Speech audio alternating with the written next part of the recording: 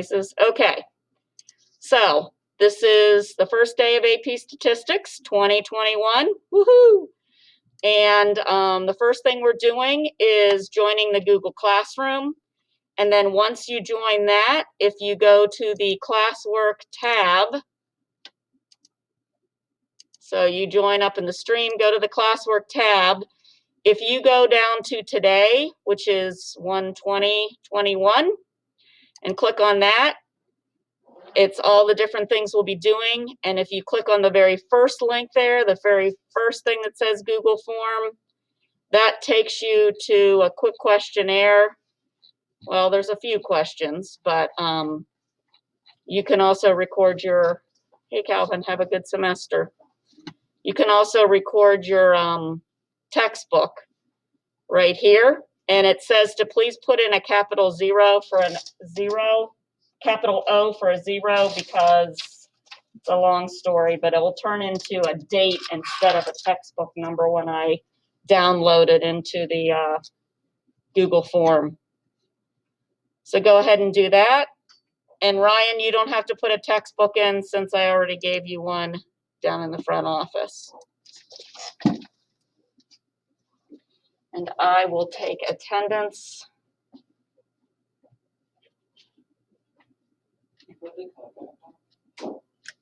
There's one right in front of you up on the marker board or over here to your left. The code's at the top.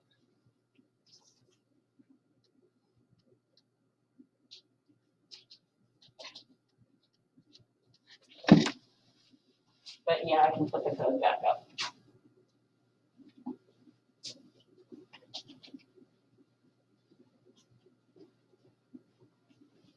So you'll probably have to do that book. These are all my answers, and chapter 0 is just like the review. Yeah. So go ahead and start through there, and you can do notebook paper. So eventually you'll have to go across the hallway to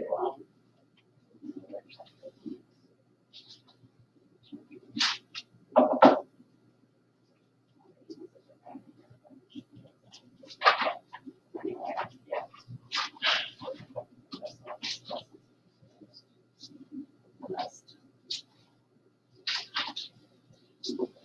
And I'll do it. But I believe you have this.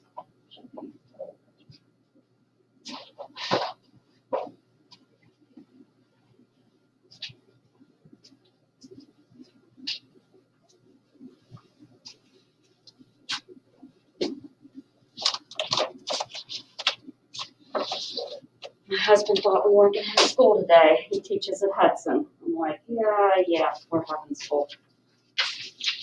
Mrs. Santilli does not, I guess the elementary schools are all out of time, and if they take more time off, we have to go longer in the summer. So she doesn't want to have any snow days or any other days off. At least that's what I'm told.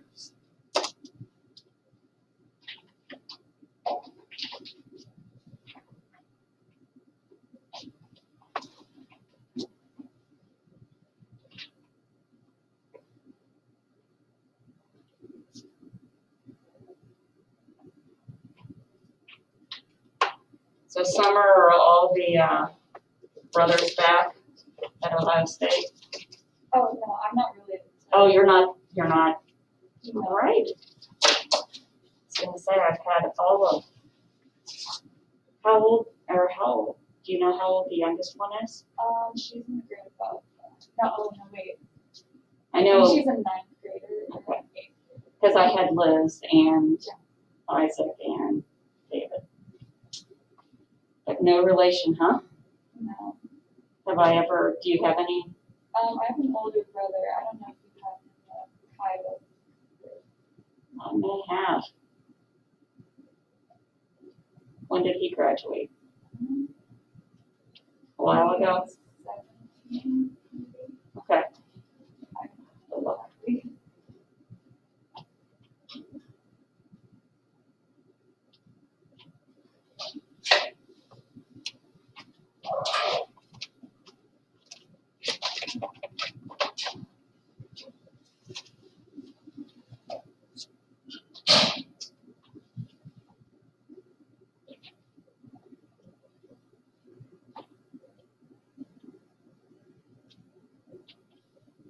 Did any of you want an electronic textbook?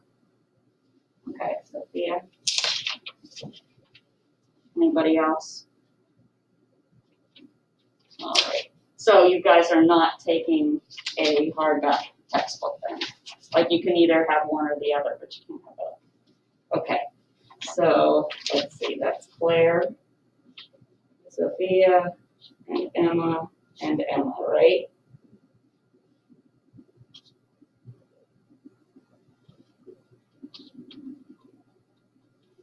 I will get the, you don't need that textbook for a couple days anyway, so I will get the, I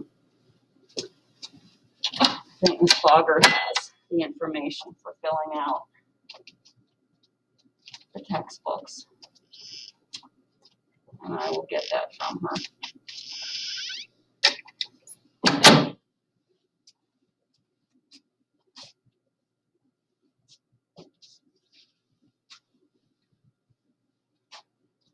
The other thing you will need is a notebook, and if you don't have one, over here by Sophia, I have thin ones and wide ones, and there's some dividers also. If you put the honor stat stuff together with this stuff, you're gonna need a really big one, but that doesn't mean you have to carry it here every day.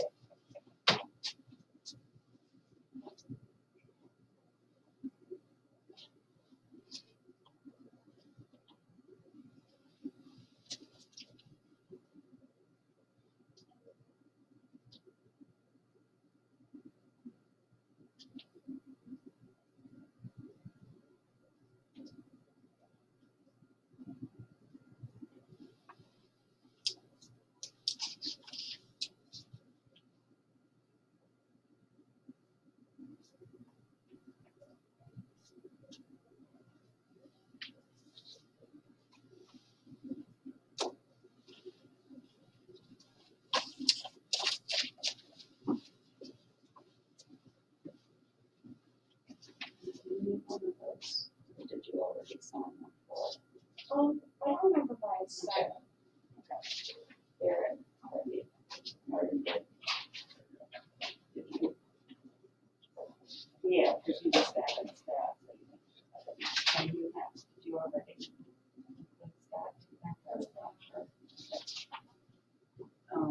This is for the AP test. I don't know if you already. I mean, I did this. So yeah, I think we did this last semester. Right, but if This is- you didn't put stat on it. Yeah, I think I was signed up for stuff. Okay. Okay. There, you said you were about here.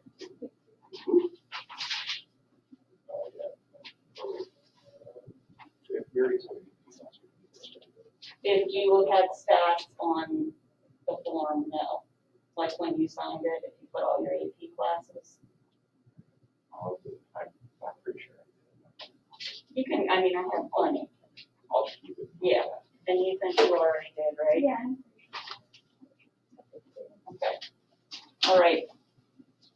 Those you can just give back to me and I'll take them to guidance for you.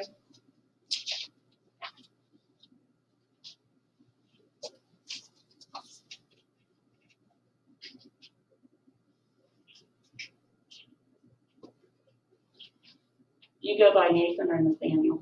Nathan. Nathan.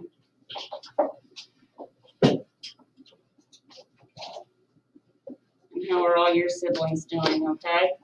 Yeah, Weston's back at UC and Devin is still home waiting to get her final vaccine shot. She's heading back home. Very good. Yep. Very good. All right.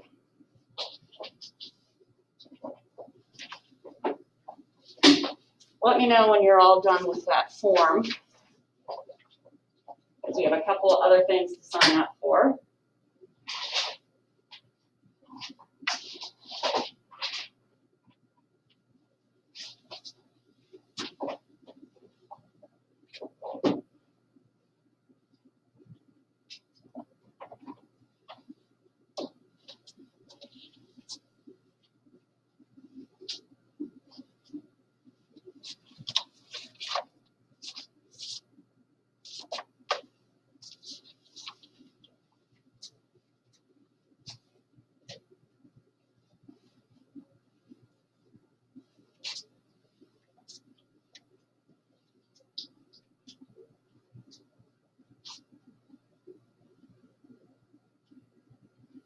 this and you're done. Yeah. And you're almost done. Okay.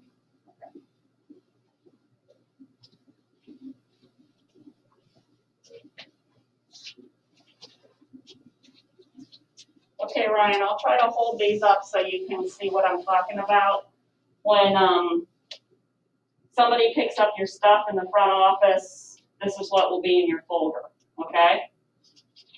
All right, so if you guys have your folder, you will need probably your phone, and we'll need our Chromebooks again here shortly. When you open your folder, there's 2 slip covers. And what you should do with those slip covers is put the yellow and green page inside them. Hopefully you remember the yellow one. That's the flow chart for how to analyze a histogram. This distribution of class scores is or is not symmetric. It's skewed to the right. Analyze it with a 5-number summary, that kind of stuff. But I'm giving you a new one just because that one has a few changes on it, which we'll talk about in a day or so. On the back of that is the guidelines for reading notes, which we will start doing some of those again next week. And then the green, this fluorescent green page, that is the page you get when you take the AP test. So it's actually a much nicer formula sheet than they gave 2 years ago. Last year was supposed to be the first year we used it, and then there was the COVID, so it could use anything. This year they are pretty set on giving us a full-length AP test that will be taken in person in pencil and paper, and that's where it is right now. Okay, so those 2 pages can go into your binder, and if you don't have one, you can even grab one back there to borrow it. So they should not remain in your folders. And then on the other side, you have a couple pink papers. We'll be using those tomorrow. You have a 2007 multiple choice packet and a 2007 analysis sheet. Part of your homework will be from there this evening. And then the main packet starts off with the information sheet like you see up here on the board. And there's 2 of those, 2 identical pages. And basically you can snap the front one off because you're going to sign that and have your parents sign it and get that back to me because that's part of a homework assignment too. And then if you turn to page 3 and page 4 and 5, those are page 4 and 5 are part of your homework assignment tonight, and I'll talk about that more in just a bit too. But I guess what I'm saying is there really shouldn't be anything left in your folders at all. All of this should go into your binders. And keep track of that. So this week we'll use the sheets in that packet. In honor statistics, we're pretty well organized and have all the chapters already run off. I don't have all the packets completely ready for the whole chapters because the first couple weeks we're going to kind of review and catch up and make sure we're ready to go. And things change from year to year, so AP Stat, like there's people coming from 4 or 5 different places right now. Some of you are coming from last semester. Some of you are coming from spring semester of last year, which is the probably the least amount of memory we'll have. And then some of you are coming pre-COVID. So we'll make sure everybody's all ready to go, and we'll find out where you're strong and weak in the areas of what honor statistics covered. And we'll figure that out in the next couple weeks and know what we have to work on. All right, if you could join the Remind app to do that on your phone to this number, 81010, you text @BomberStat. And it's also in blue on the sideboard and on the front board. But that's just to join the class. The number you're texting to is 81010, and the message you're sending, that number is @BomberStat. And it should say that you have joined and that you're all ready to go. And I should be getting all kinds of messages that I have new people.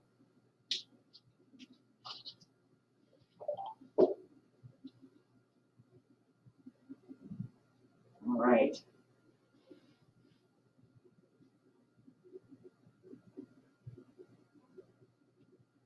I think there's only one more person to join.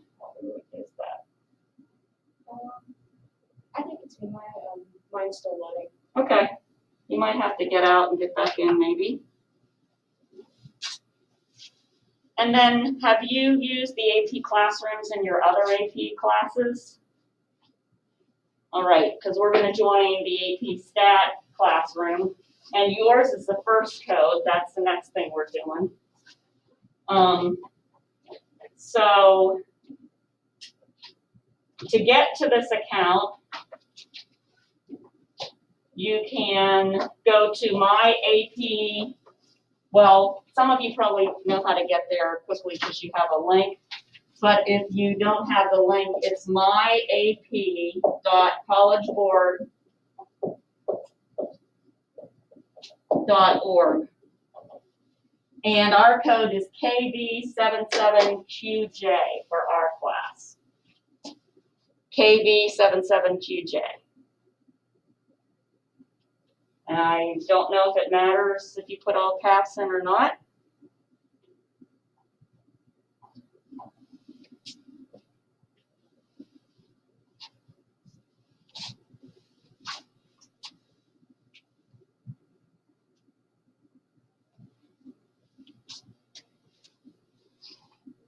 Did it let you in finally, Emma? Let's see.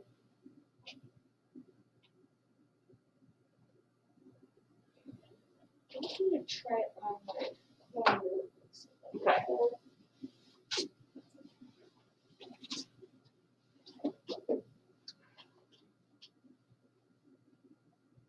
So Biden's party tonight should be more exciting than New Year's Eve, I guess. Bon Jovi will be there, and who's singing the national anthem is going to be Lady Gaga today. Everybody's coming out. I guess things don't really get started till 12. So we'll hope for a peaceful transfer of the power. Did it work? Yep, it worked. Yep, I see you on there. Okay, everybody doing well so far? Ryan, you're in good shape. You can just give me a thumbs up. All right, thank you. Okay, those are codes for next couple periods. All right, so one of the big goals is to do well on the AP exam, which even in the midst of last year's madness, people did pretty well. The other goal is to just learn a lot of statistics, and I guess I feel like if you're not sort of intrigued by statistics after the year you've lived, then I'm not sure what's going to intrigue you, because all of the COVID stuff, all of the Black Lives Matter, all of the political campaign stuff that just went on, I mean, statistics has had a huge impact in our lives. And we'll each become specialists in some areas, and I'll tell you what those little jobs will be in the future. The first thing we're going to do, and you're welcome, if it helps you concentrate, you can take a few notes on a piece of paper somewhere. There are couple blank pages. I think the very last, nope. If you need paper, I have it. We're going to listen to a podcast. And this is from the ASA, which is the American Statistical Association. They didn't want to call themselves the American Statistical Society because that would have given kind of, a bad abbreviation or a not as popular abbreviation. And they're going to interview the guy who's going to become the new president of the ASA as undergraduate students or even as students yourself. You can join the ASA, I think, for free. It costs me a little bit of money, but they've started a new podcast, and these two people are going to interview this guy. And Ryan, I don't know how well this will sound to you at home, so if it's not going well for you, then you can just listen to it on your own devices, and I'll show you how to get there. And this is for anybody, in case anybody's ever home and for some reason you're feeling well enough to attend class, but you're just not here in person, or if you get quarantined. Whenever you go to the links for the day, I will have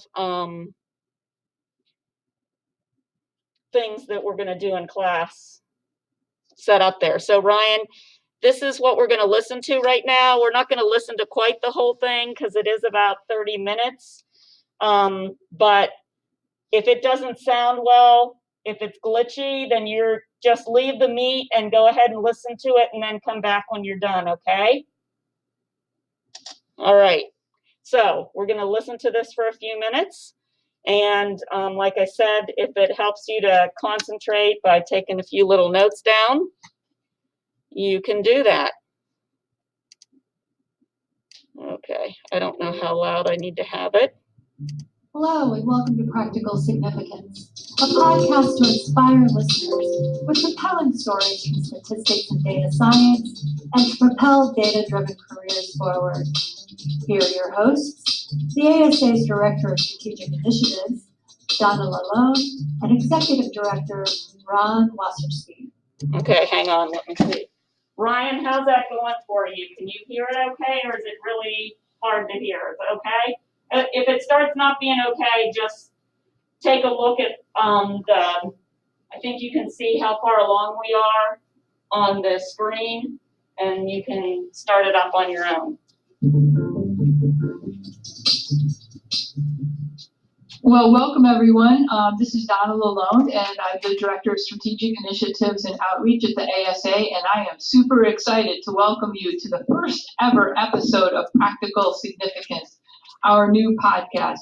I'm excited because I get to talk with wonderful colleagues, and I get to have a conversation with Ron Wasserstein, and so I will turn it over to my good friend Ron to introduce our guest. Thank you, Donna. I also am super excited about Practical Significance. I'm Executive Director of the American Statistical Association, and in that role, I get to meet with and interact with a lot of really interesting and fun people. And there's no one higher on that list than our guest today, which is why we're so delighted to have Rob Santos as our first guest on our initial podcast.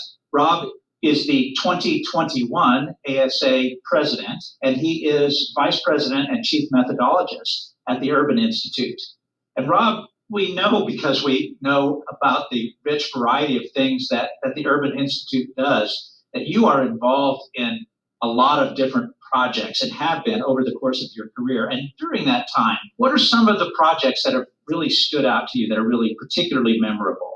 Well, thank you for that softball question, Ron, and welcome everyone. Hello, Donna. It's just a delight to be here. Thank you for the opportunity. So I'm a public policy researcher, a statistician at the Urban Institute, and over the course of a 40-year career that spans beyond the Urban Institute, I've been involved in a number of projects that transcend my involvement and my training in survey research as a sampling statistician and a survey methodologist. And so I'm going to talk about a couple of them that really go a little bit beyond simply drawing samples and getting observations of populations. The first one is the housing discrimination study that I've been co-principal investigator on a couple of these for HUD, the Housing and Urban Development Department. And they periodically, usually about every 10 years or so, they need to do an assessment of the Fair Housing Act and how things are coming along. And so what we do is we attempt a random sample of the housing market, both sales and rental. And we do it to get national estimates. And we typically stick to urban areas. So we draw a national sample of metropolitan areas. And then within them, we've done it two ways now, sort of the old school way and the more modern way. We draw samples of listings of advertisements for rental and sales properties. And then we send two individuals that are trained to go inquire about those housing opportunities. The particular study I'm going to talk about is housing discrimination against people of color.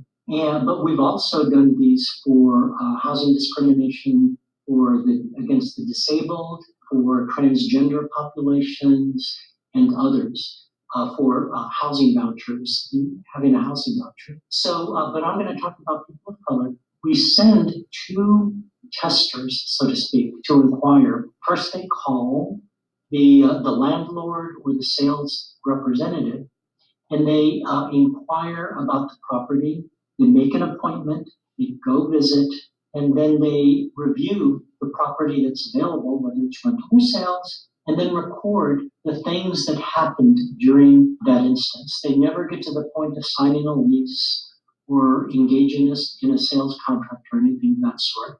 And typically the two individuals, one would be a white person and the other would be a person of color. The three types we have done are individuals who are African American, individuals who are Latinx, and individuals who are Asian.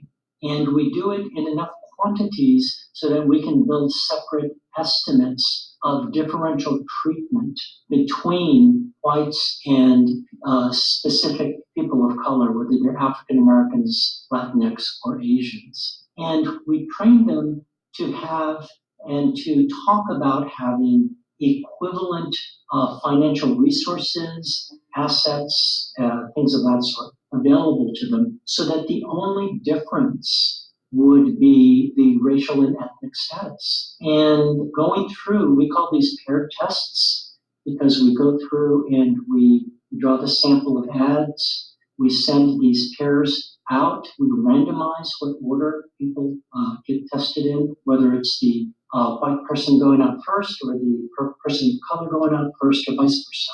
And then they record their experience in terms of really basic stuff.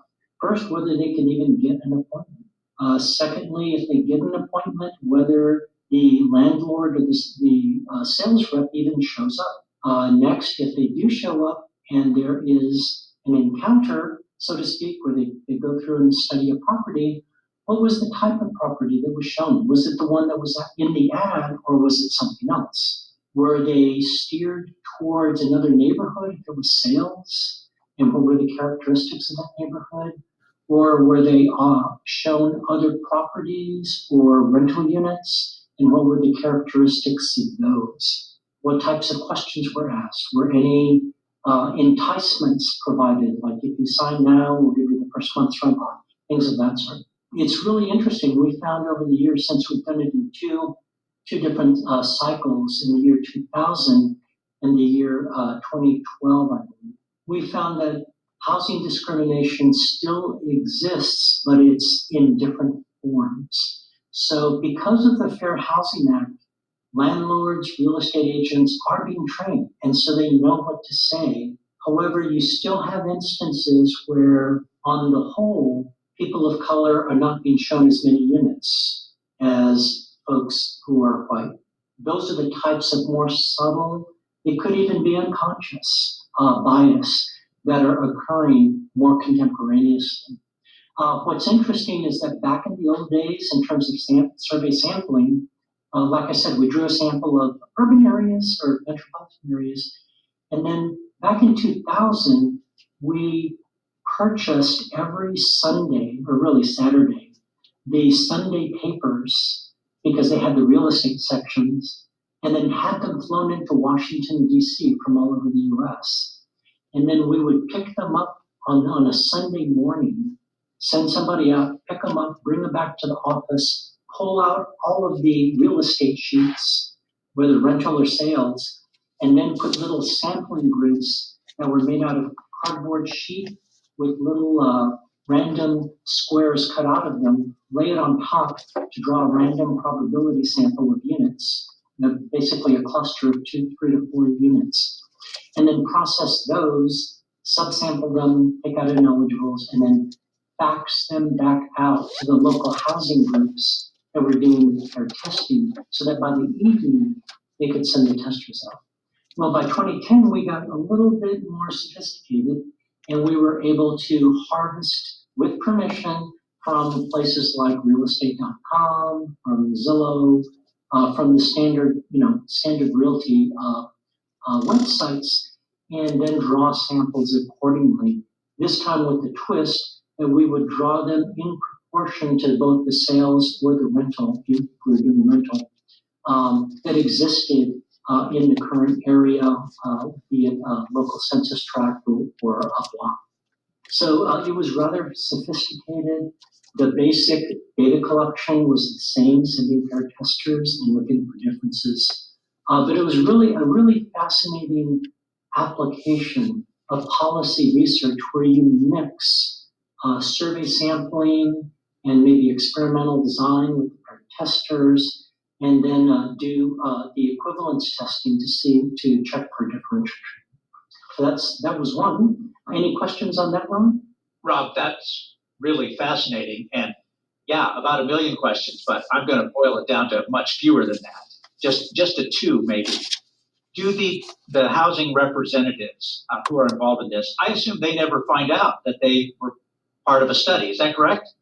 That is correct. And in fact, there were some IRB issues associated with that. This notion that you're burdening landlords and real estate agents with folks who actually have no intention of a real transaction, and is that an appropriate burden without their consent? So it is the case that they never knew. We intentionally would not provide any findings of individual landlords or salespeople back to HUD for investigation, because this was supposed to be a statistical assessment of the conditions to the extent to which people are following the Fair Housing Act. So we weren't an enforcement.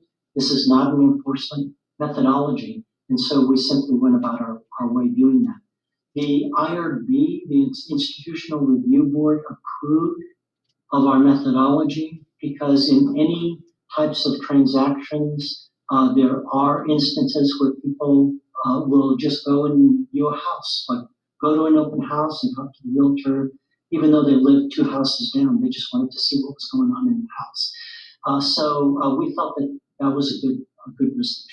Thank you, Rob. And one more follow-up, and then I know Donna has her own set of questions too, but were there flagrant instances? Did you ever hear from any of the people out in the field of really particularly egregious examples of discrimination? Yes, they were most prevalent in our studies of discrimination with housing against transgender individuals, where at presentation, folks would simply, tell them to go away. They were also present in the housing voucher study, discrimination against housing vouchers, where the testers were instructed to reveal that they had a Section 8 certificate that they could use for rent, and landlords would simply say, no, we don't take those, and slam the phone down, even though in that jurisdiction, in that city, there was a law from the city council saying that you could not discriminate against those types of things. So it does happen, but in terms of regular racial ethnic testing, we saw very few instances of flagrant discrimination because of the good training that's been given to realtors, to landlords and such. There's been enough history of the Fair Housing Act that now, unfortunately, things are much more subtle. In fact, we knew of entire communities that were segregated, even though there were homes for sale and rentals for rent. But those communities knew not to advertise in certain ways, more subtle, unfortunately. So Rob, my thought went to COVID-19, I'm sorry to say, and you were describing a situation where there was a face-to-face interaction. And I wondered if you wanted to take just a little detour to talk about how the work of the Urban Institute has been disrupted by COVID-19 in terms of the kinds of interactions that you have been able to have over the last year. Yes, thank you for that question. At Urban, we, along with pretty much every other research organization, have come face to face with the impact of the pandemic on our everyday research. For all intents and purposes, since March, all human interaction between researchers or research staff and the public have been suspended. And so we've had to move from those in-person interactions to virtual interactions. The process has been a little slow. There have been instances where we simply couldn't do the research. For example, in prisons, typically you go into a prison, and I've done prison studies, you go in and they assemble a group of inmates where you can pass out questionnaires and have them complete them, self-administered, and then you bring them back. That's simply that can't be done even virtually, at least based on the stuff that we're doing. Focus groups and in-depth interviews, telephone interviews, web self-response interviews for surveys can be done. Some of the more vital in-person interactions for site visits or program evaluations are much more difficult, because sometimes you want to observe, say, the program being implemented by going into the room and observing the interaction between the trainers, people providing service to the trainees, and you can't do that very effectively. So it has had an impact. We and others are learning our workarounds for the time being, and whenever it is appropriate, allowing in-person interaction.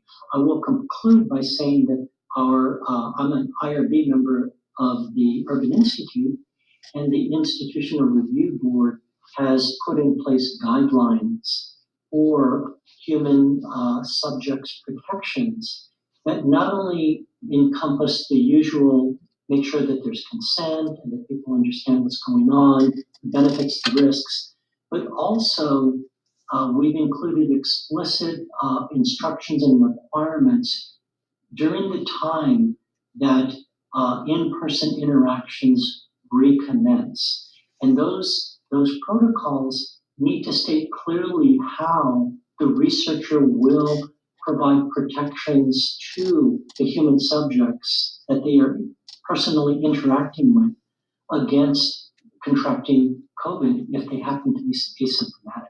So that's really important, and I believe most IRBs are catching on that that's an issue that they have to take care of.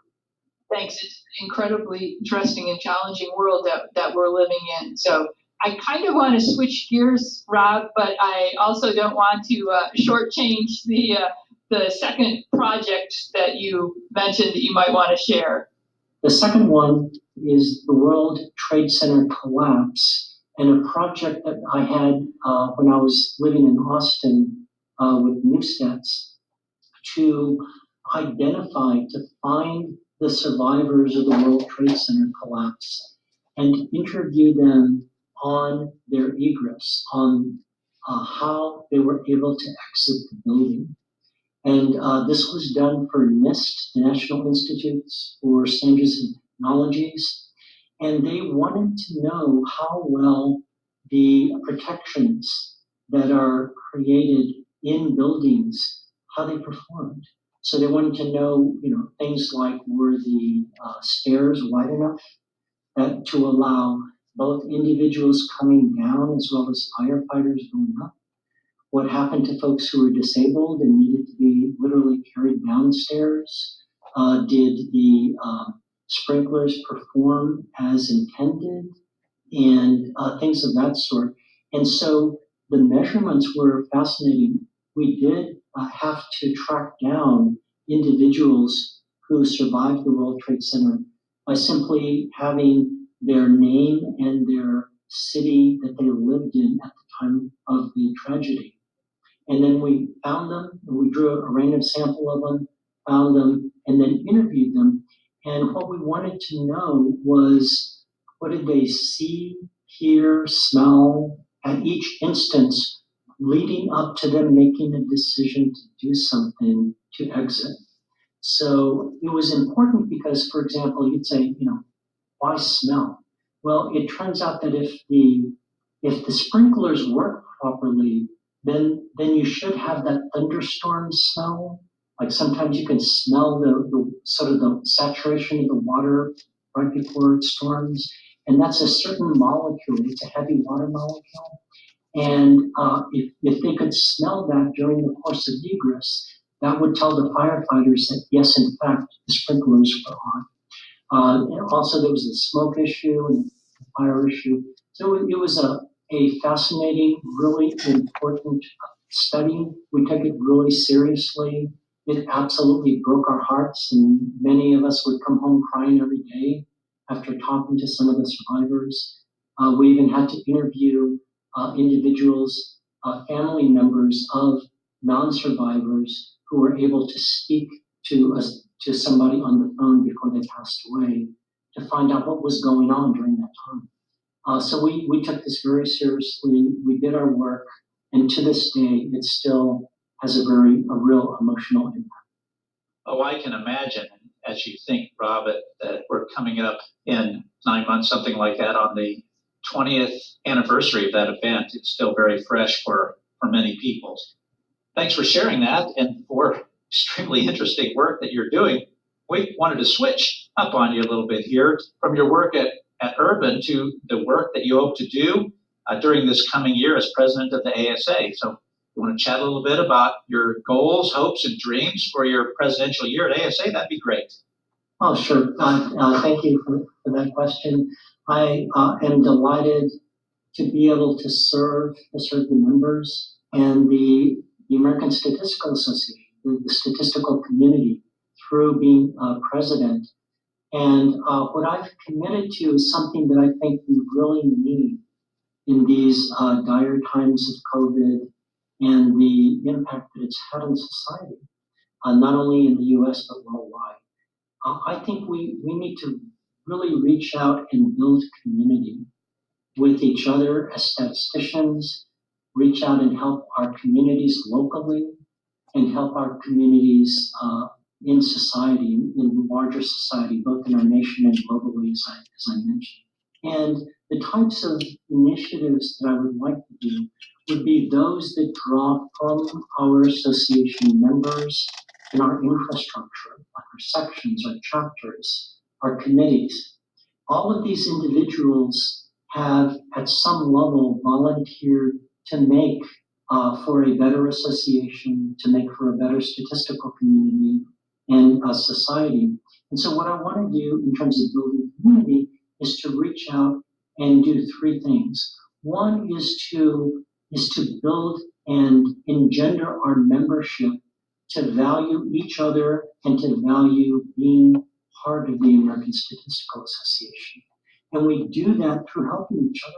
We have such a wonderfully diverse big tent that includes, data science, it includes theoretical statistics, your mathematical statistics, applied statistics, the pharma industry, biostatisticians, survey researchers, economists, et cetera, et cetera.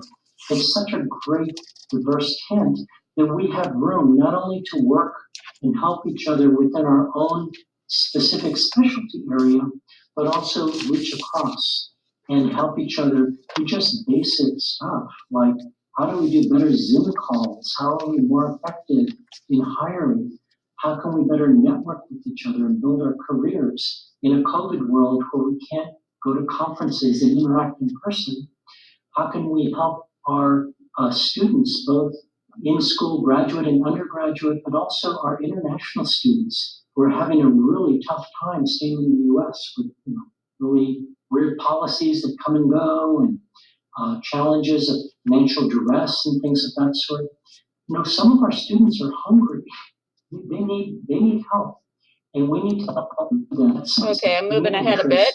We're excited to work on all of the projects. I think I'm going to focus on one, and that's to them. They reached out to me, but as part of that, I came to know and work with local food banks. So here in Kentucky, and they have the data and internships, and You are an excellent photographer, and I know that you are an excellent photographer, and I know that you have even been an official photographer at South by Southwest. I don't know how you got started with this, so how did it happen? It's a kind of funny story. It so happens that if you're familiar with the Austin City Limits Festival, which is different than South by Southwest, every fall there is a 3-day outdoor ginormous music festival that typically like 75,000 people or so attend. When a COVID world, it's not happening, but it will someday get reinstated. But I had been attending that since its inception back in the early 2000s. And Okay, one other it so thing happened to that listen that to. one- A lot about what picked up to the name Practical Boot Camp family. And while it was clear that I was out of my league still, I learned a lot about live music photography to the point that I've been published and such. And I also learned that it's better to be in the front office, so I ended up becoming a photo crew chief. So I got to evaluate the photographers' pictures and select photographers and help train them a little bit. But I just give my hats off to photographers. They're such creative, passionate artists. I could never do what they do. I will only aspire to do it, and that's my story. Well, that's great. And we really thank you for being our very first guest on our very first podcast. We want to share with our listeners that this information, these stories that Rob shared clearly show the practical significance of the work that he does at the Urban Institute and the plans that he has for the American Statistical Association. But it's also worth mentioning that we struggled a little bit to come up with the name for this podcast. We didn't jump right into the name Practical Significance. So I thought I would share with you as we go out, among all of the names that we thought of and didn't use, in the spirit of David Letterman, I thought I'd share with you the top 10 rejected names for this podcast, the least of the least, let's just say. So coming in at number 10, the Well Below Average podcast. Number 9, Absolute Error. The number 8 rejected name for the podcast was Regressing to the Mean, the podcast that puts you back in your place. Number 7, Skewed to the Left. Number 6, Biased Estimators. Number 5, Definitely Unstructured Data, the DUD podcast. Number 4 on our list was Living in the Rejection Region. That didn't make the cut either. Neither did number 3, the False Discovery podcast, or number 2, the Dull Hypothesis. But the number 1 rejected name for this podcast, The Control Group, starring Donna and a placebo. But the Practical Significance was our final cut. Donna, over to you.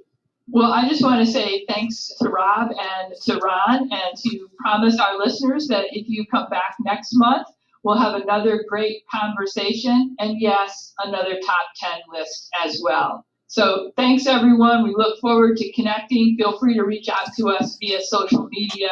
And Rob, thanks so much for sharing some time with us. Thank you, and goodbye, everybody. All right. So if you go to the classwork page, the second Google form, and this only works on your Chromebooks. So you'll need to use that, I believe. I'm trying a bunch of things. Yes. My Chromebook is dead, I just didn't Do charge you want to use my charger? Thank you. it. Scared. I have that issue, but my Chromebook's like, not with me. Your Chromebook is not with you. All right. I don't know if I can change things. That's not, I don't want the second one down. I want the third one down. Sorry. Pick the last one, not the second one. We'll see what we can do for you, Carson. Give me a moment. I will try to change the settings. I think I can do that, and then you can take it on your phone. Okay. I have turned off the locked mode, so you should, Carson, be able to get this on your phone. This does not count for a grade. So just see what you can remember, and then we'll talk about things a little bit.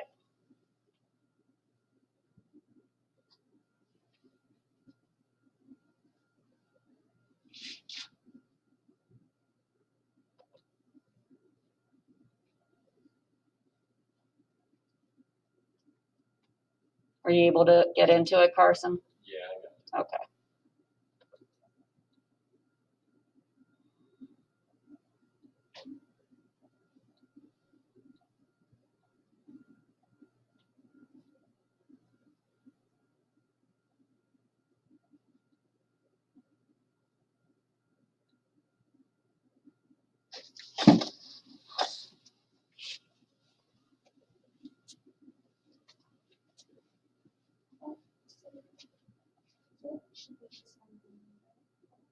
If you go under today is the last one. Oh, yep.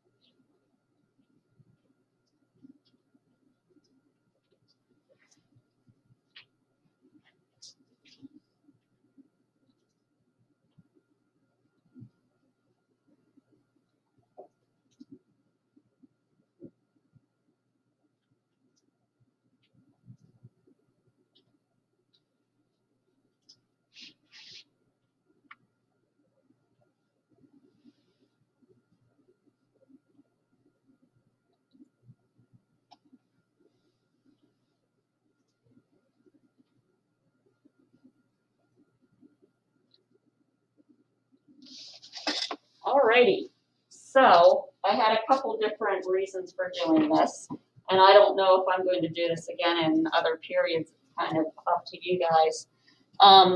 One of the things is I just found it interesting, this guy, there's all kinds of statisticians, and he is a sampling and survey methodologist, which means he is really good at getting the data. That's what he's trained in, how to ask the right types of questions in surveys and how to send people out to gather data. I thought it was interesting that they sent people out to pose as people interested in buying a house or renting an apartment, just to see if the Fair Housing Act was actually working. And it seems to be less in your face than it used to be. Like, people know they better be nice to people of all different sorts.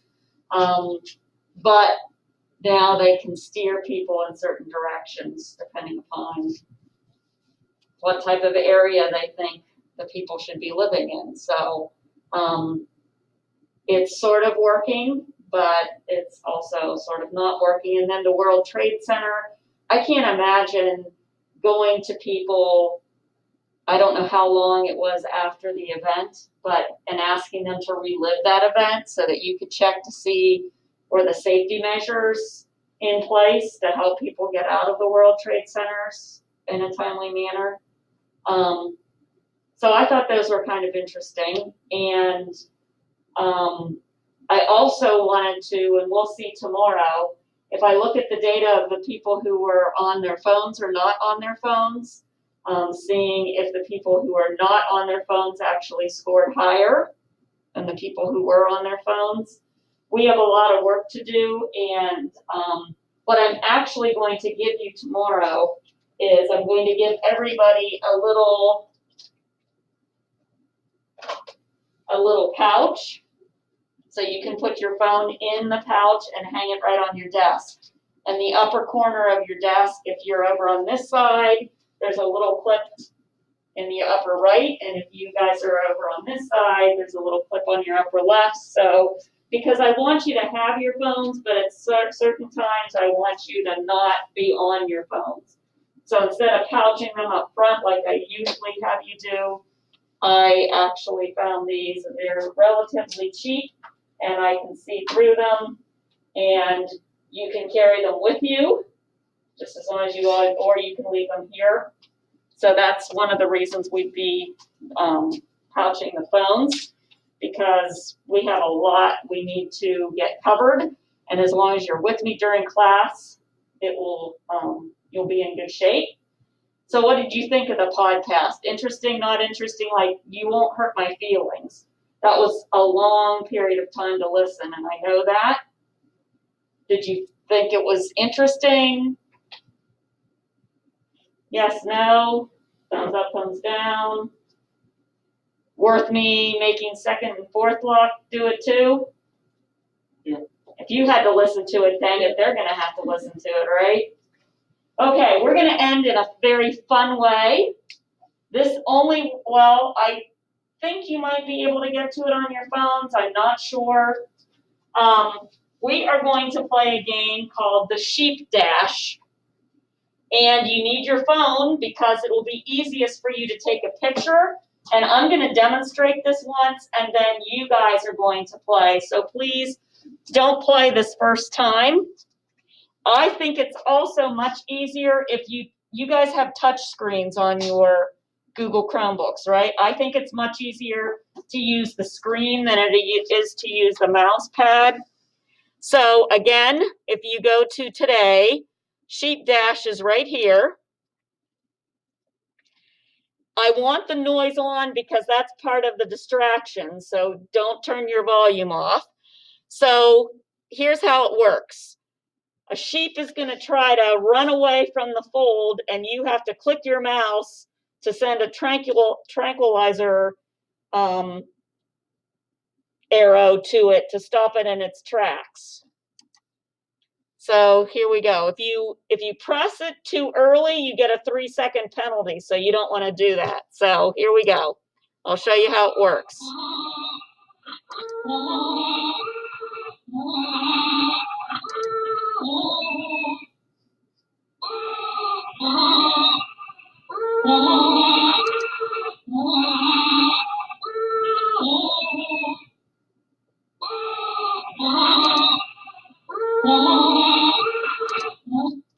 So this is what you want to take a picture of, and you can play it as many times as you want, but twice you're going to need to record it.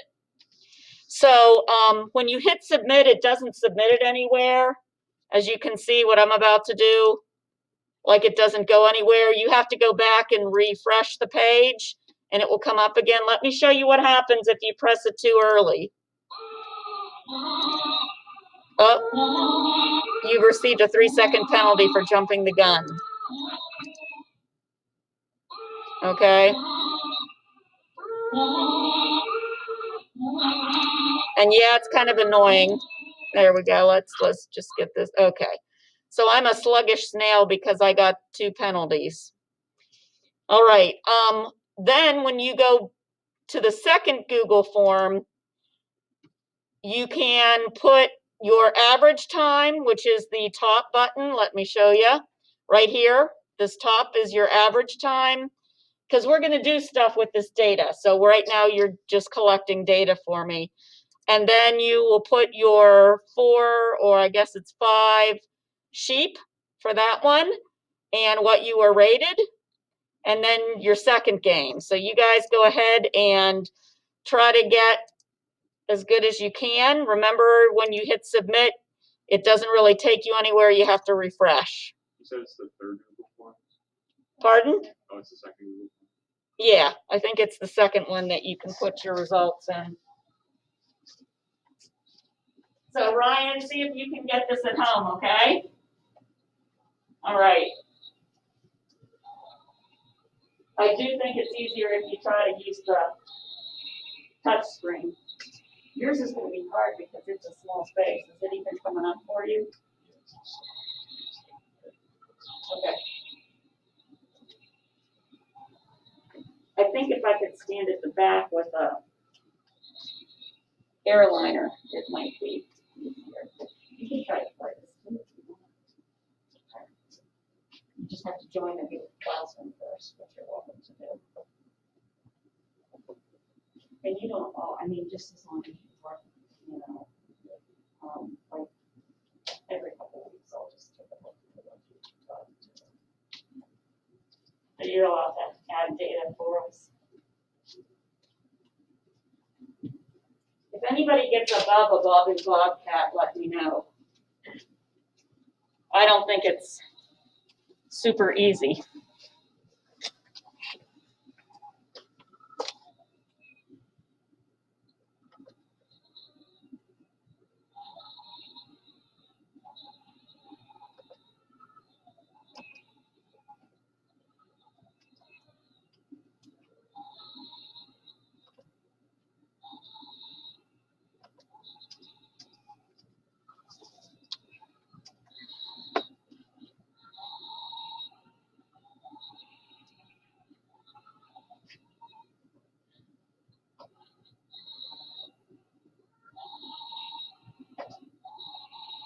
Gotta love all the sheep.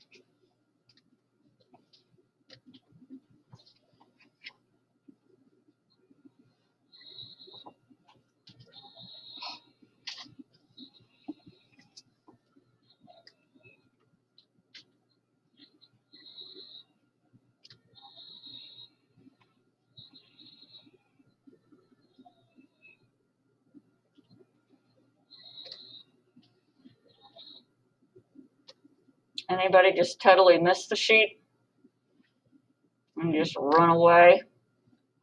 I did one too early. I got a 3 second. Yeah.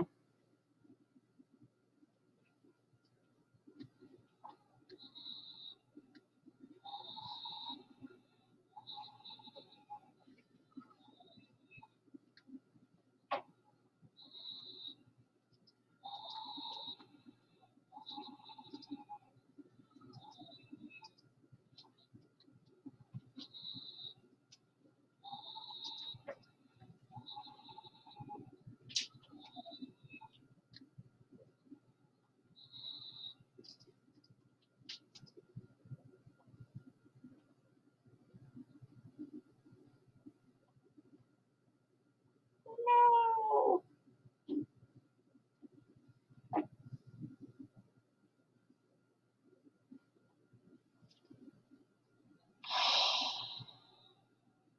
Trying to keep block two so I don't have to use a cohort.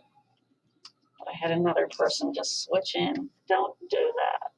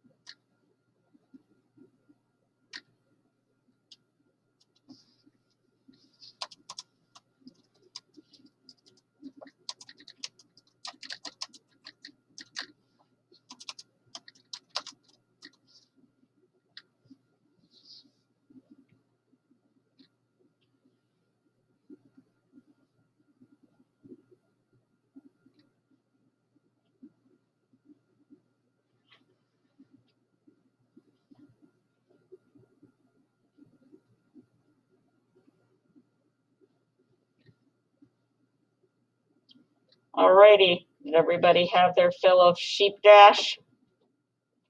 We'll have another game like that tomorrow to see how fast you can tap on the keyboard. But I have to make sure the link works to collect the data. So I will be putting that data into into Minitab to make a histogram for our data. So the last thing I want to make sure that you know for today, if you look at your packet, this picture is on page 3 of your packet. It's a caption contest, and Cooper, you might be interested in this too. The caption contest is done by a group called PAUSE, which stands for something about statistics. I don't recall it right at this moment in time, but you win a t-shirt or a mug. My son actually won once. He is attending the University of Illinois to get his graduate degree in spatial, not special, but spatial, like space, not, it's more geographical space than it is like outer space, but that's what he's getting his grad program in. And once we get to the point where we'll understand this cartoon little caption that he wrote to win this, I will tell you what that is. But I've come up with a couple little things, like if anybody can come up with something good and get it submitted, and I'll give you a couple bonus points for just coming up with a little caption for this.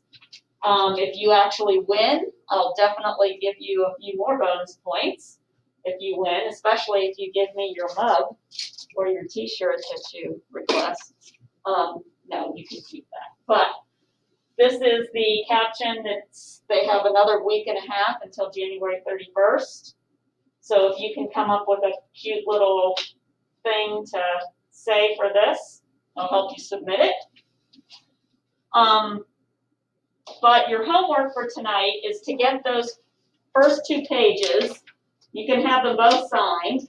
So page 1 and page 2 in your packet. And if you want to take the staple out of your packet, I have staple removers. I just put the staple in because it's easier to hand out the packets that way. So the first thing for homework is to get, this is page 1 and page 2 of your packet, to read that and get it signed and have you sign it. The second thing is to do the following multiple choice questions in the multiple choice packet, which was separate in your folder. And please try to remember the show work, even if it's just circling words in the prompt or something to let me know that you tried. And then the last 2 things, there are 4 histograms and below there are 4 box plots. And you just have to match those up. And the second worksheet, we've all actually done this before. These are box plots and histograms and dot plots. And that is on page 5. So this is packet page 5. And if you could put down at the bottom where you have group 1, 2, 3, 4, if you could do a histogram and then a dot plot and then the box plot, put them in that order, that would be great. So you have 4 things. The 2 matching worksheets should not take you that long, neither should the multiple choice. I'm thinking like maybe 20 minutes at the most, and I will put this back up here so you can take a picture of that if you want to. There's also a calendar that shows you what your homework is, and I will be sure to show you that tomorrow. It's the first thing under communication in the classwork tab of Google Classroom. Yes? I'm not sure if you said this already, but do we take pictures and turn it in, or are we like doing it like on paper? We'll go over that tomorrow. We're going to practice both ways. Because I'm OLD, my eyes get really tired of looking at the computer a lot. So, but this assignment, there's not a whole lot to look at, and there's not a whole lot for you to write. So we'll practice taking pictures tomorrow. But yeah, good question. All right, thank you very much. And tomorrow will be more interactive, but have a great day. And thanks for taking AP Stat. If you have any questions or concerns, be sure to let me know. Oh, should we bring our book with us every day? You don't have to bring your book in for at least a couple weeks. You can take it home and leave it there for now. And the 4 of you that want an electronic book, I'll get that to you, hopefully tomorrow. Do we take? No, don't take your blue folder. Go ahead and leave your blue folder on your desk. And there shouldn't be anything in it. And I'll collect them every day since we're in the COVID world. All right, have a great day. Ryan, do you have any questions? Do you know where to find the multiple choice and stuff, or is somebody going to be up here to get your folder today? I'll probably try to get it at the school day. Okay. If not, it's located under, everything, all the papers that I give you, you can get down here under the packet worksheets, the 2007 multiple choice. I mean, so if you don't get the papers today, you don't have to print these out, but at least you can get to them to answer them on a sheet of Alright. paper. Okay? Alright, All right, very good. Have a good day. yeah, and then for my homework, where should I upload my like the pictures of the work? I will show you that tomorrow, okay? Alright, Yep. Thank you much. thank you. Uh-huh. Bye-bye. Bye, Ryan. Bye.